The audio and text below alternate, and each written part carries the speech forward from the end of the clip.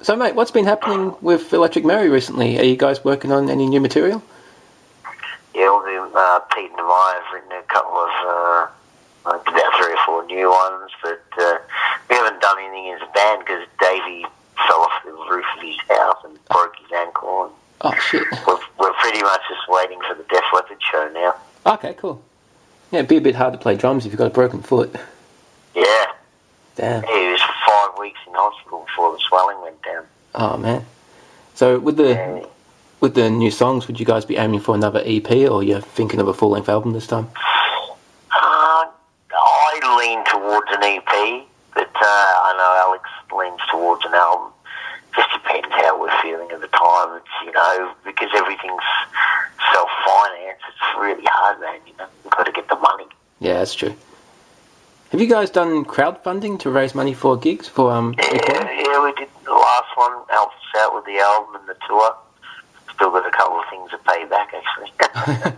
Yeah, it can't be easy. Would you say you guys make a profit, or would you say you're in debt or just break even? Be closer to, being in debt.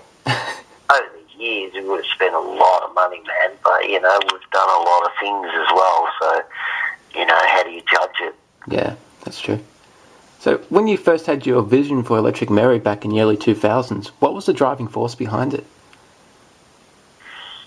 I just wanted to play music that I'd grown up with, man. That was simple. And I wanted to be in a band that just played like I would have done when I was 15 or 16, not like I would have done when I was 30. What was it about music when you first discovered it that spoke to you and made you want to be a musician?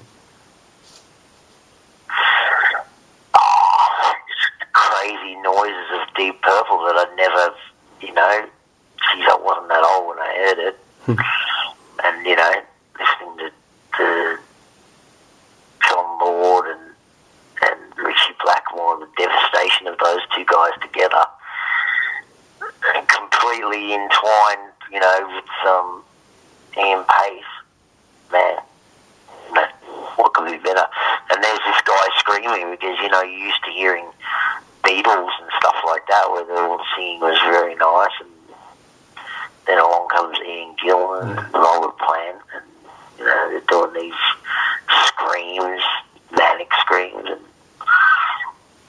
as a kid that was like super.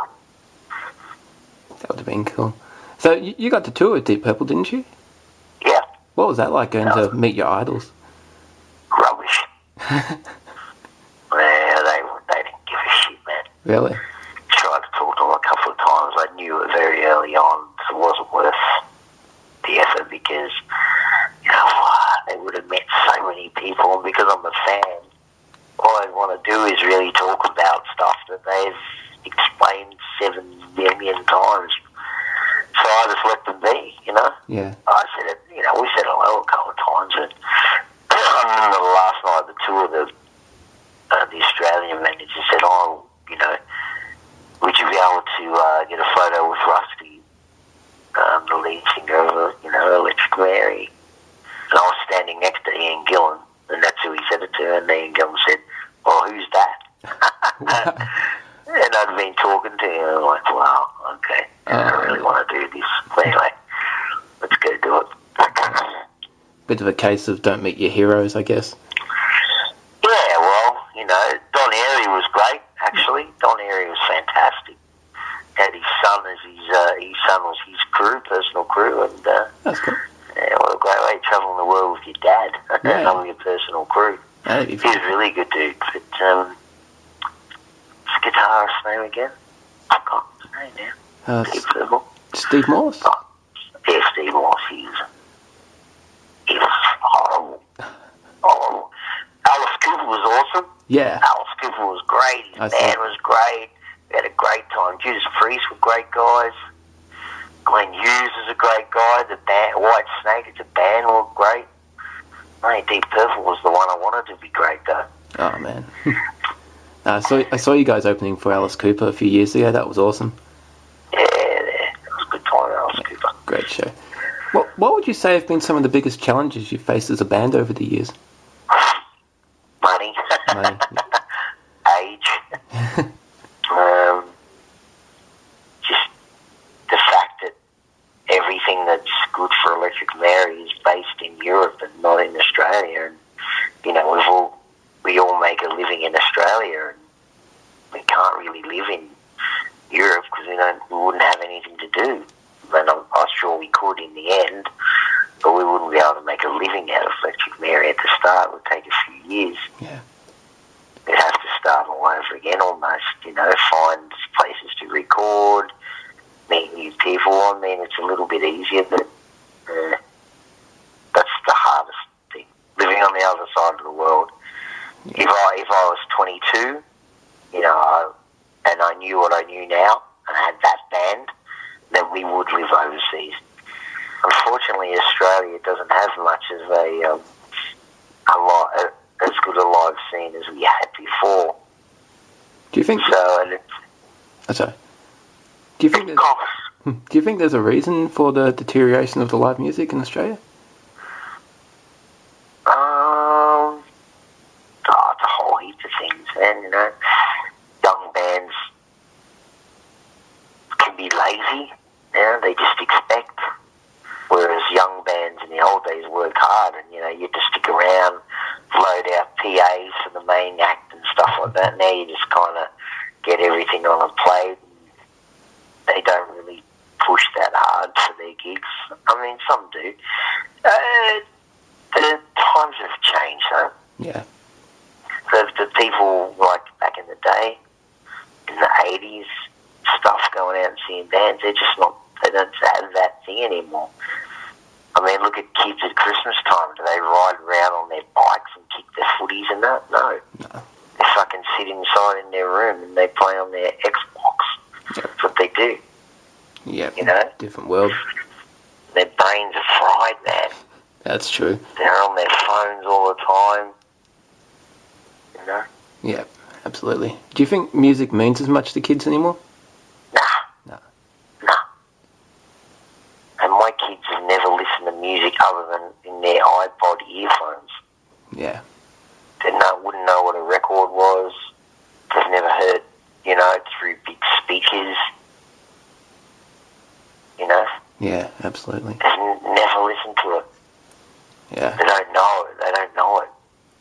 I remember as a kid I used to just sit in front of the record player and just listen to albums over and over again, just the same album. Yeah. Just totally, it sinks into your brain. From the start, listen to it. Now they just flick. Oh yeah, listen to that minute and a half, it's boring. I'll move to the next one. They don't even give it a chance. It's crazy. It is crazy, because it meant so much to a lot of people over the years. Oh yeah. And we got into the sound, we got into how they got the sound, why they got the sound, what guitars they use, what drums they use, how did they make that? You know? Yeah. They invented shit. Now you can just push a button that does that stuff, you know what I mean? Yep. And we used to pour over the lyric sheets as well, just try and figure out what they're talking about, what was the meaning behind the song. Yeah. It's all different. I mean, Queen, I remember looking at this Queen show and they were showing how they got the radios in, and they recorded it, then they put the headphones in a rubbish bin, a tin bin, and then they recorded that sound. That's how they got the sound. Now you just push a button and that's that sound. Yep.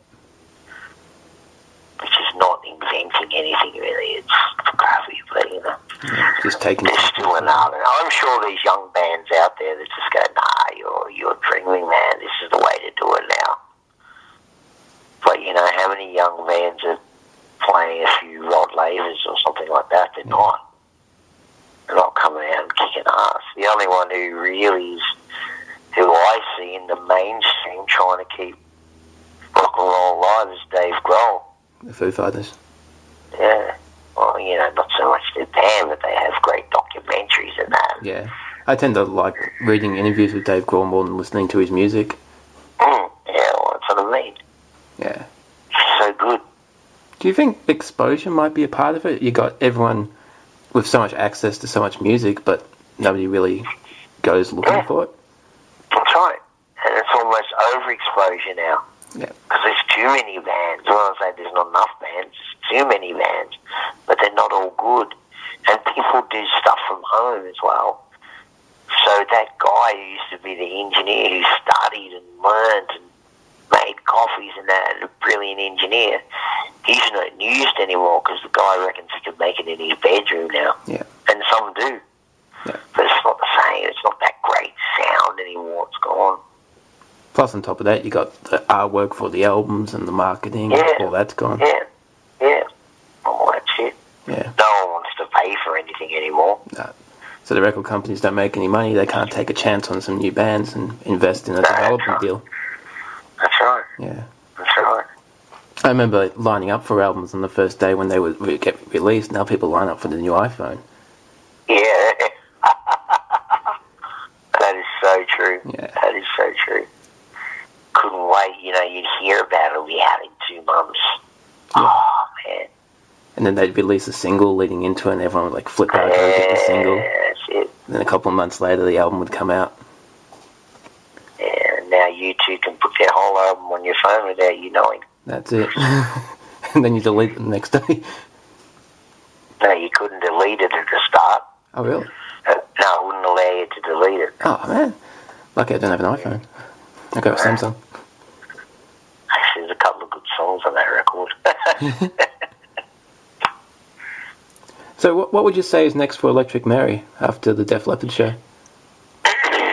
Well, in a magical world, we've got a show at Christmas time in Lakes Entrance called Groundswell. Mm-hmm. It's going to be cool. Like I said, but in a magical world, we'll be back in Europe in November. That's what we'll do. We'll go back to Europe for 6 weeks and just go around, play show after show after show, which is great. I love that. We wanted to go in June, but it's too hard because we can't get on big festivals, and Europe kind of closes down in those summer holidays. So the festivals are huge, but the clubs aren't open. Okay. Yeah, a few are, but not many. So you're kind of fighting that because festivals go for 4 or 5 days there, and people stay. Yeah. So they're not going into town and going to a pub that night to watch a band again after watching bands all day. Yeah. And all the big bands are out on the road, you know what I mean? Yep. So November it is, I would say. Huh. Be cool to get out and play and find some audiences. What's the best thing about being on stage and performing to an audience? Interaction. Yeah. Instantaneous interaction. Not a bad title for a song, actually. Full title for an album. Interaction. Yeah, I like it. Yeah, it's just gratifying. You stick around, you meet new people, and and especially in Europe, because if you've got kids, you can actually take them to a gig. 12 and over, you can go to the gig. Oh, nice. Yeah, so people aren't looking for babysitters. They just bring their kids to the gig. And I love it because I think, wow, look, that dad or that mum, they're actually teaching their kids about what it's like to go see a rock band. Yeah. That's awesome. Obviously, they can't drink. But the shows are a bit earlier, too. The shows are all done by 10. Oh, wow. Yeah. They start around 8 o'clock or something, you know what I mean? Okay. Yeah, they're all over by 10. Wow. There's none of those, starting at 1:30 a.m. in the morning bullshit shows. Yeah, everyone's half asleep and drunk. Well, what they do is, because it's so expensive in Europe, I guess, what they do is the band finishes at 10, they get their shit out and it turns into a club. Okay. And then the next load of people come in and they listen to whatever, dance music or something. So the venue's used kind of twice during the night. Okay. Which is cool. That makes sense, yeah. Yeah, absolutely. Yeah, it's good for the venue and get some bands out there, audience. Yeah. Yeah. Yeah, and, the audience go back back into the bar, like outside. They always have 2 bars, one in, one out. And then it's just 10 o'clock, so no one needs to go home right then. It's not like, I can't come tomorrow because I've got to go to work because you're starting at 12 o'clock, aren't you? And it's like, yeah, well, not in Europe. They're like, okay, you're starting at 8. That's fine. Yep. If I don't want to go home at 10, I'll be home by 10:30. Yeah, if I want to stay out to 12, I'll stay out to 12. But, in Australia or in Melbourne, we're starting at 12 on a Thursday night. Who's coming? Fucking nobody. That's who's coming.